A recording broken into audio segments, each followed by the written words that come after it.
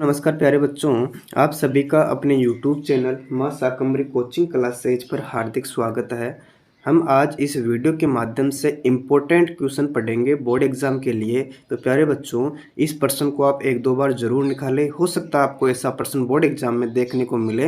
आपको अगर मान लो कोई ऐसा प्रश्न नहीं आता है सेम टू सेम, तो इसकी जगह दूसरी संख्या चेंज होकर ऐसा ही प्रश्न आपको देखने को मिलेगा और ये प्रश्न आपके 4 नंबर का है। तो सभी विद्यार्थी इस वीडियो को जरूर देखें और अपने 4 नंबर पक्के करें। ठीक है बच्चों, तो हम पहले प्रश्न को रीड करते हैं, उसके बाद में इसको हल करेंगे।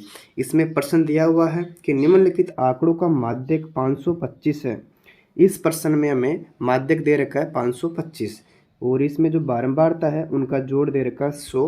तो x और y का मान याद करना है। ठीक है, इसमें लिखेंगे पहले बच्चों दिया हुआ है, जो प्रश्न में दे रखा है उनको नोट डाउन करेंगे। ठीक है, इसमें माध्यक का मान कितना है, इसमें माध्यक का मान कितना दे रखा है 525। ठीक है यहाँ तक, और n का मान यानी जोड़ कितना दे रखा है बच्चों, यहाँ पर हमें 100 दे रखा है। ठीक है, ज्ञात करना है, वो भी नोट डाउन करना है। ज्ञात करना है, हमें क्या ज्ञात करना है, देखो अक्ष का मान ज्ञात करना है और y का मान हमें निकालना है। ठीक है, इतना तो आप आसानी से कर लोगे प्रश्न में देखकर। और ऐसा आपके सामने वर्ग अंतराल है 0 से 100, 100 से 200, कहाँ तक है, ये 1000 तक है। इसमें ऐप का मान दे रखा है यानी बारंबारता है 2, 5 अक्स, लास्ट में देखेंगे 4 है। इन सब का जोड़ प्रश्न में दिया हुआ था, एन का मान 100। ठीक है, इसमें आपको अक्स का मान निकालना है और वाई का मान निकालना है। ठीक है, यहाँ तक तो कोई दिक्कत नहीं होनी चाहिए किसी को। अब इस प्रश्न को हल करते हैं।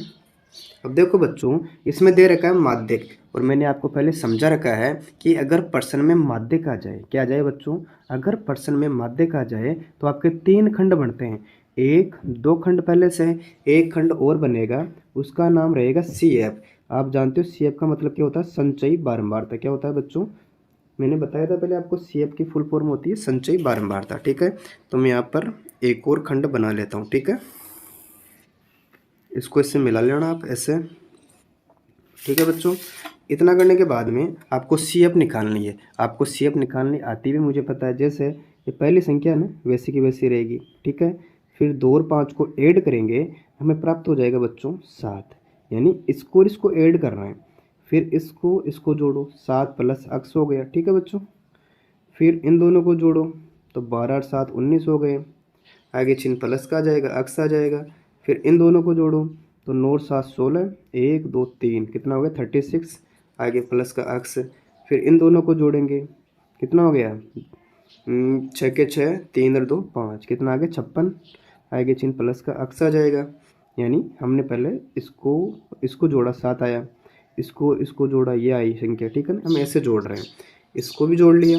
अब इसको भी तो जोड़ेंगे, यहाँ लिखो 56 प्लस अक्स प्लस वाई। ठीक है बच्चों, फिर इसमें 9 भी जोड़ेंगे तो कितना आ गया 65। जोड़ने पर यहाँ उतार देंगे अक्स प्लस वाई, फिर इन दोनों को जोड़ते हैं, यानी आपके 65 और 7 कितने हो गए 72। 7 में अक्स प्लस वाई। ठीक है बच्चों, फिर 72 में 4 जोड़ेंगे तो कितना आ जाएगा 76 प्लस अक्स प्लस वाई। इस प्रकार हमने इसकी CF निकाली। ठीक है, अब इतना करने के बाद में जो आपका लास्ट वाला योग आया था ना, कितना 76 प्लस अक्स प्लस वाई, इसका मान किसके बराबर होगा, जो प्रश्न में दे रखा है ना n का मान, यानी इसका कुल जोड़ कितना है 100 दे रखा है, तो मैंने यहाँ इसके बराबर कर दिया। ठीक है, देखो भाई अक्स प्लस वाई है, इसके बराबर में कितना है 100 है। इसका करेंगे पक्षांतरण, इसमें आपके प्लस के 76 है तो किसके हो जाएंगे पक्षांतरण करने पर माइनस के। मैंने यहाँ पर लिखा पक्षांतरण करने पर। ठीक है, फिर लिखता हूँ अक्स प्लस वाई, इसके बराबर आपको बाकी करनी है तो 100 में से घटाएंगे 76 तो कितना बचेगा बच्चों हमारे पास में 24। यानी अक्स प्लस वाई का मान कितना प्राप्त हो गया 24। ये बन गया आपका समीकरण नंबर 1, इसे नाम दे सकते हो। ठीक है, इस प्रश्न में आपको माध्यक दिया हुआ है, माध्यक ज्ञात करने का सूत्र सभी को आना चाहिए। इसका सूत्र होता है बच्चों L plus n/2 minus CF, इसके बट्टे में F आता है, इनटू में H। ये फॉर्मूला तो सभी को याद होना चाहिए लगभग लगभग। ठीक है ना, अब देखो इसके अंदर आपको L का मान चाहिए, n का मान भी चाहिए, F का मान, H का मान और CF का मान निकालना है। ठीक है, और ये मान बहुत आसान विधि से देखेंगे अभी। देखो बच्चों, इसमें देखो m का मान यानी माध्यक का मान परसेंट में दिया हुआ है। मैं थोड़ा सा इधर साइड में ऐसे कर देता हूँ। देखो m का मतलब यह माध्यक से है। इसमें माध्यक का मान क्वेश्चन में दे रखा है 525, तो मैं यहाँ पर लिख देता हूँ 525, ठीक है। इसके बराबर अब ये मान हम कैसे निकालेंगे, वही तो इम्पोर्टेंट चीज़ है ना। इतना करने के बाद में आपको देखना है m का मान 525 से ये वर्ग अंतराल में कहाँ पर आएगा, यानी किन दो संख्याओं के बीच में आएगा। तो हमने देखा 500 इन दोनों संख्याओं के बीच में आ रहा है, 525 सॉरी है ना, 525 कहाँ पर आ रहा है, इन दोनों संख्याओं के बीच में आ रहा है, ठीक है। हमने ऐसे अंडरलाइन कर ली। इसके बाद में जो इधर वाली संख्या रहेगी यानी वर्ग की निम्न सीमा रहेगी, ये l का मान हो जाएगा। तो बच्चों l का मान हमें प्राप्त हो गया 500, ठीक है। फिर f का मान देखेंगे, f का मान कितना है, देखो यहाँ पर 20 है,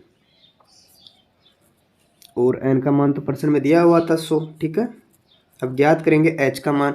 h का मतलब यहाँ अंतर से है, यानी 0 से 100, 100 से 200, 200 से 300, 300 से 400। तो हमने देखा इन सभी में 100 का अंतर है।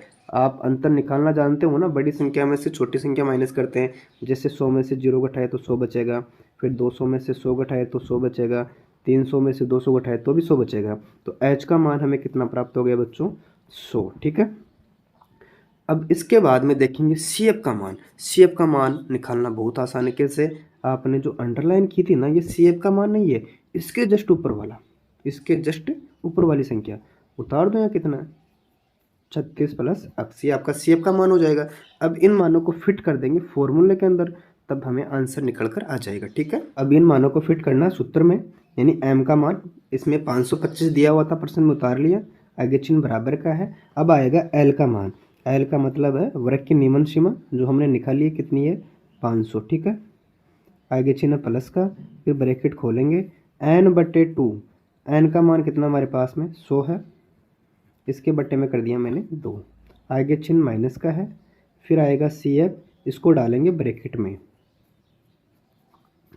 इसके बट्टे में आ जाएगा f का मान। तो देखो बच्चों f का मान कितना हमारे पास में, f का मान हमारे पास में है 20, इनटू में h आएगा, h का मतलब अंतर था, h का मान हमारे पास में 100 है, ठीक है।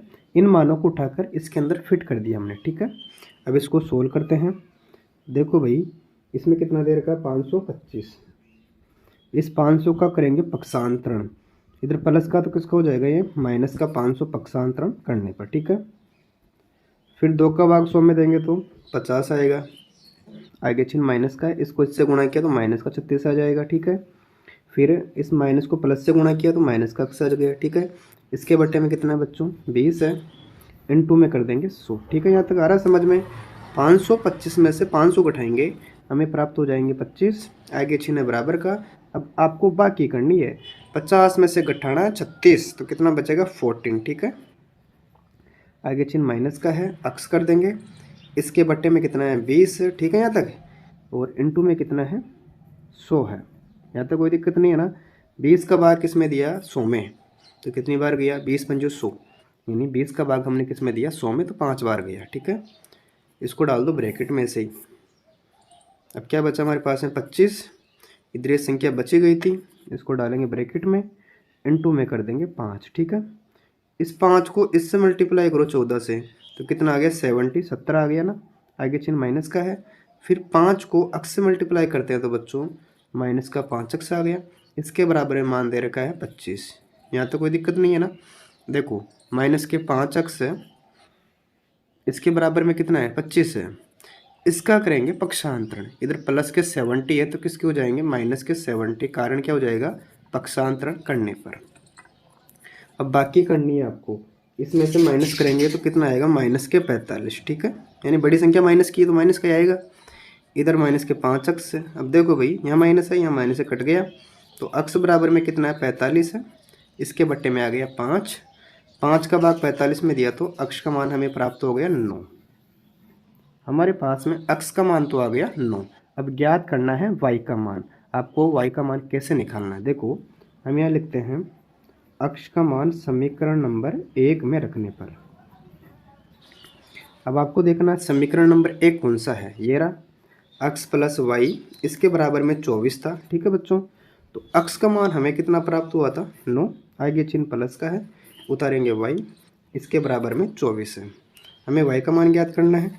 इसके बराबर में संख्या दे रखी है 24, इस प्लस 9 का करेंगे पक्षांतरण तो माइनस का आ जाएगा 9। हमने आगे इस 24 में से 9 घटाया तो y का मान हमें 15 प्राप्त हो गया। इस प्रकार हमें x का मान तो 9 प्राप्त हुआ था और y का मान हमें 15 प्राप्त हुआ। ऐसा प्रश्न एग्जाम में हर बार पूछा जाता है, इसलिए सभी विद्यार्थी ऐसे प्रश्न के लिए तैयार रहे।